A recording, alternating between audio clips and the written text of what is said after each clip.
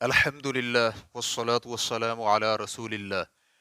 خطبہ کے دوران خطیب دعا کروائے اور لوگ ہاتھ اٹھا کر دعا کریں۔ سوال کیا گیا ہے، میں دوران خطبہ جمعہ خطیب کی طرف سے دعا اور لوگوں کے اس دعا پر آمین کہنے سے متعلق پوچھنا چاہتا ہوں۔ اسی طرح اس بارے میں بھی پوچھنا چاہتا ہوں کہ خطیب یہ کہے کہ اللہ سے دعا پورے یقین کے ساتھ مانگو، پھر لوگ ہاتھ اٹھا کر دعا کریں۔ الجواب بعون اللہ سبحانہ وتعالی۔ اول، خطبہ کے دوران خطیب کے لیے دعا مانگنا مستحب ہے اور سامعین دعا پر آمین کہیں گے، لیکن دعا کے لیے خطیب اور سامعین ہاتھ نہیں اٹھائیں گے، کیونکہ دوران خطبہ نبی علیہ الصلاۃ والسلام اور آپ کے صحابہ اکرام سے ایسا عمل ثابت نہیں ہے۔ مسلم حدیث نمبر 874 میں ہے، عمارہ بن رویبہ رضی اللہ عنہ نے بشر بن مروان کو ممبر پر ہاتھ اٹھا کر دعا کرتے ہوئے دیکھا تو کہا، اللہ تعالیٰ ان ہاتھوں کا برا کرے، میں نے رسول اللہ صلی اللہ علیہ وآلہ وسلم کو دیکھا ہے، آپ اس سے زیادہ یعنی دعا کے لیے کچھ نہیں کرتے تھے۔ پھر انہوں نے اپنی شہادت والی انگلی سے اشارہ کیا۔ امام نووی رحمہ اللہ شرح مسلم میں کہتے ہیں، اس حدیث میں اس سنت کا بیان ہے کہ خطبہ میں دعا کرتے ہوئے ہاتھ مت اٹھائے جائیں۔ یہی موقف مالک اور ہمارے یعنی شافعی فقہا سمیت دیگر اہل علم کا ہے۔ قاضی نے بعض سلف اور کچھ مالکی فقہا سے دعا کے لیے دوران خطبہ ہاتھ اٹھانے کی اجازت نقل کی ہے، کیونکہ نبی علیہ الصلاۃ والسلام نے بارش کے لیے دعا مانگتے ہوئے ہاتھ اٹھائے تھے۔ پہلے موقف والوں نے اس کا جواب یہ دیا ہے کہ بارش کے لیے ہاتھ اٹھانا عارضی سبب کی وجہ سے تھا۔ چنانچہ اگر خطیب دوران خطبہ بارش کی دعا کرے تو اس کے لیے نبی علیہ الصلاۃ والسلام کی اتباع کرتے ہوئے ہاتھ اٹھا کر دعا مانگنا مسنون ہے۔ اسی طرح مقتدی بھی بارش کی دعا پر ہاتھ اٹھائیں گے۔ اس کی دلیل بخاری حدیث نمبر 933، مسلم حدیث نمبر 897 میں انس بن مالک رضی اللہ عنہ سے مروی ہے کہ لوگوں کو نبی علیہ الصلاۃ والسلام کے زمانے میں قحط سالی کا سامنا کرنا پڑا۔ انہی دنوں آپ صلی اللہ علیہ وآلہ وسلم جمعہ کے دن خطبہ ارشاد فرما رہے تھے تو ایک دیہاتی شخص کھڑا ہوا اور کہا، اے اللہ کے رسول، مال یعنی جانور ہلاک ہو رہے ہیں، بچے بھوک سے بلک رہے ہیں، آپ اللہ سے دعا فرما دیں۔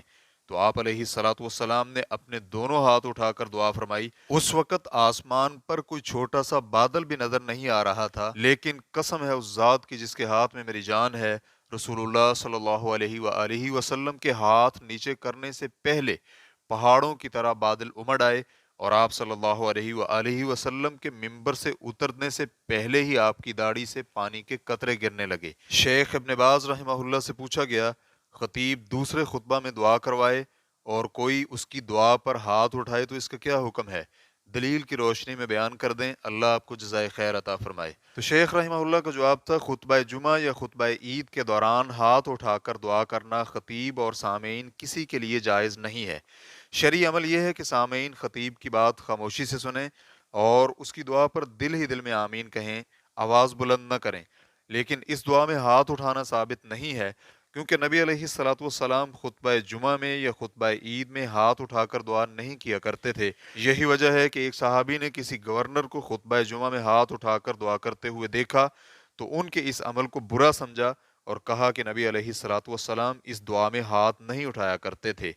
البتہ اگر خطبہ جمعہ کے دوران بارش کے لیے دعا مانگنی ہو تو بارش کی دعا کے لیے ہاتھ اٹھا کر دعا مانگ سکتے ہیں، کیونکہ نبی علیہ الصلاۃ والسلام بارش کی دعا کے لیے ہاتھ اٹھایا کرتے تھے۔ چنانچہ خطبہ جمعہ یا خطبہ عید میں بارش کی دعا پر نبی علیہ الصلاۃ والسلام کی اقتداء کرتے ہوئے ہاتھ اٹھانا شرعی عمل ہے۔ ریفرنس کے لیے دیکھیے مجموع فتاوی الشیخ ابن باز، جلد نمبر 12 صفحہ نمبر 339۔ دوم، خطیب خطبہ کے دوران یا آخر میں دعا کرے، کیونکہ خطبہ کا دورانیہ ان لمحات میں سے ہے جن میں قبولیت دعا کا امکان ہوتا ہے۔ اس کی وجہ یہ ہے کہ جمعہ کے دن ایک قبولیت کی گھڑی ہوتی ہے۔ اس گھڑی میں کوئی بھی مسلمان شخص اللہ رب العزت سے خیر مانگے تو اللہ اسے وہ عطا فرما دیتا ہے، جیسے کہ صحیح بخاری حدیث نمبر 5295، صحیح مسلم حدیث نمبر 852 میں ابو ہریرہ رضی اللہ عنہ بیان کرتے ہیں کہ ابو القاسم صلی اللہ علیہ وآلہ وسلم نے فرمایا، جمعہ کے دن ایک ایسی گھڑی ہے جس میں کوئی بھی مسلمان کھڑے ہو کر نماز کی حالت میں اللہ سے خیر مانگے تو اللہ رب العزت اسے وہ خیر عطا فرما دیتا ہے۔ اور اس گھڑی کے بارے میں کہا گیا ہے کہ یہ امام کے منبر پر بیٹھنے سے لے کر نماز مکمل ہونے تک ہے۔ ابن قیم رحمہ اللہ کہتے ہیں، ان تمام اقوال میں سے صحیح دو اقوال ہیں جو کہ ثابت شدہ احادیث کے ضمن میں آئے ہیں۔ ان دونوں میں سے بھی ایک صحیح ترین قول ہے۔ پہلا قول، یہ گھڑی امام کے بیٹھنے سے لے کر نماز مکمل ہونے تک ہے۔ اس قول کی دلیل صحیح مسلم حدیث نمبر 853 کی روایت ہے، جسے ابو بردہ بن ابو موسیٰ اشعری رضی اللہ عنہ نے روایت کیا ہے۔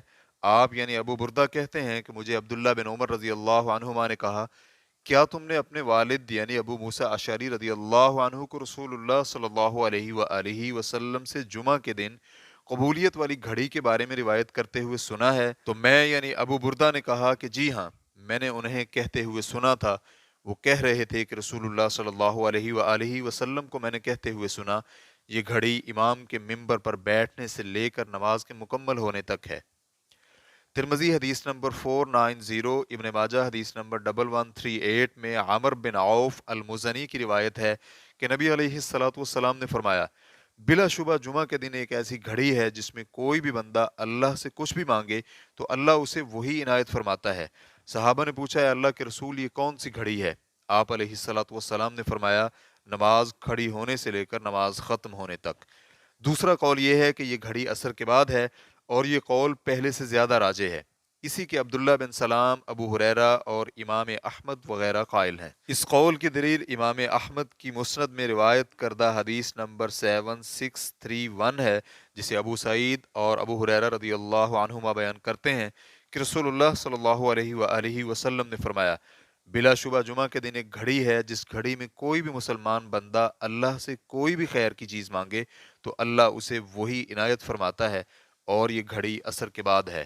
اسی طرح ابو داؤد حدیث نمبر 1048، نسائی حدیث نمبر 1389 میں جابر بن عبداللہ رضی اللہ عنہ رسول اللہ صلی اللہ علیہ وآلہ وسلم سے بیان کرتے ہیں کہ آپ نے فرمایا کہ جمعہ کا دن 12 پہر یعنی گھڑیوں پر مشتمل ہے، ان میں سے ایک گھڑی ایسی ہے جس میں کوئی مسلمان اللہ سے کچھ بھی مانگے تو اللہ اسے وہی چیز عطا فرما دیتا ہے، تم اسے جمعہ کے دن عصر کے بعد آخری گھڑی میں تلاش کرو۔ ریفرنس کے لیے دیکھیے زاد المعاد جلد نمبر 1 صفحہ نمبر 376۔ واللہ تعالی اعلم۔ اسلام کیو اے ریکارڈنگز، مؤسسۃ الشیخ محمد صالح المنجد، المملکۃ العربیۃ السعودیہ، فتویٰ نمبر 118023۔ والسلام علیکم ورحمۃ اللہ وبرکاتہ۔